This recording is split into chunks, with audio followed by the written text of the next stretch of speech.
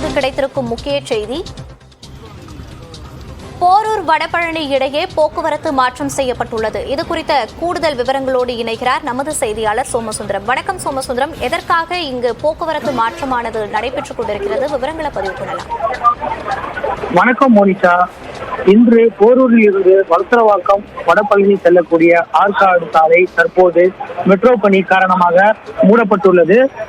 குறிப்பாக சென்னை ஆற்காடு சாலையில் metro rail 2ஆம் கட்ட பணி மும்முரமாக நடைபெற்று வருகிறது.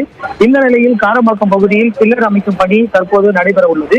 இதன் காரணமாக ராட்சத கிரேன் மூலம் சாலையில் ட்ரில் செய்து பள்ளம் தோண்டும் பணி நடைபெற உள்ளது. இதற்காக போரூரில் இருந்து வடபழனி மற்றும் வளசரவாக்கம் செல்லக்கூடிய சாலை தற்போது மெட்ரோ நிர்வாகத்தால் மூடப்பட்டுள்ளது.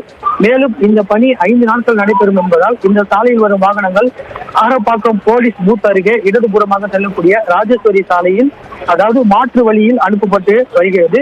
அந்த சாலை வழியாக சென்று ஆலப்பாக்கம் சாலை வழியாக ஆற்காடு சாலைக்கு வாகனங்கள் திருப்பிவிடும் பணி தற்போது நடைபெற்று வருகிறது. இந்த பணியை போக்குவரத்து போலீசார் செய்து வருகின்றனர். ஏற்கனவே சாலை குறுகலாக உள்ள நிலையில் காலை மாலை வேளைகளில் போக்குவரத்து நெரிசல் ஏற்பட்டு வந்த நிலையில் தற்போது இதன் காரணமாக போக்குவரத்து நெரிசலானதும் தற்போது உண்டாகி வருவது குறிப்பிடத்தக்கது. மேலும் பொதுமக்கள் குழப்பம் அடையாத வகையில் ஆட்களை வைத்து வாகனங்களை முறையாக திசை திருப்ப வேண்டும் எனவும் வாகன ஓட்டிகள் கோரிக்கை வைக்கின்றனர். மெட்ரோ நிர்வாகம் பணிகளை விரைந்து முடிக்க வேண்டும் எனவும் வாகன ஓட்டிகள் கோரிக்கை வைத்துள்ள நிலையில் அந்த இடத்திற்கு வந்த வளசரவாக்கம் மாநகராட்சி அதிகாரிகள் அனுமதி பெறாமல் சாலையை எவ்வாறு மூடலாம் என மெட்ரோ ரயில் நிர்வாக அதிகாரிகளிடம் கேள்வி எழுப்பதால் பரபரப்பு ஏற்பட்டது. மோனிஷா, விவரங்களுக்கு நன்றி சோமசுந்தரம்.